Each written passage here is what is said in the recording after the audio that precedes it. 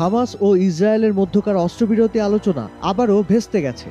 বন্দি বিনিময়ের চুক্তির বাইরে ছাড় দিতে রাজি নয় হামাস, আর ইসরায়েল রাজি নয় যুদ্ধ বন্ধ করতে।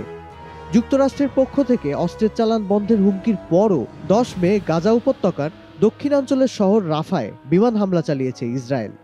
15 লাখ বাস্তুচ্যুত গাজাবাসীর আশ্রয়স্থল এ শহরটিতে ত্রাণ সরবরাহের একটি গুরুত্বপূর্ণ পথও বন্ধ করে দেওয়া হয়েছে।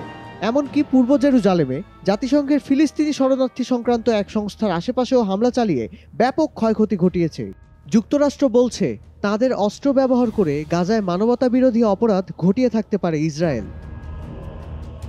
স্থল অভিযানের প্রস্তুতি হিসেবে রাফা শহরের পূর্ব সীমান্তে জড়ো হওয়া ইসরায়েলি ট্যাঙ্ক লক্ষ্য করে রকেট ছুড়েছে হামাস ও ইসলামিক জিহাদ। এদিকে শহরের ভেতরে ইসরায়েলি হামলায় নিহতদের প্রায় সবাই বেসামরিক নাগরিক।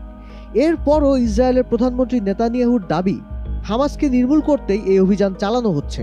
ঘোষণা দিয়েছেন প্রয়োজনে নখ দিয়ে লড়াই চালিয়ে যাবে ইসরায়েল। ইসরায়েলকে কি তাহলে থামানো যাবেই না?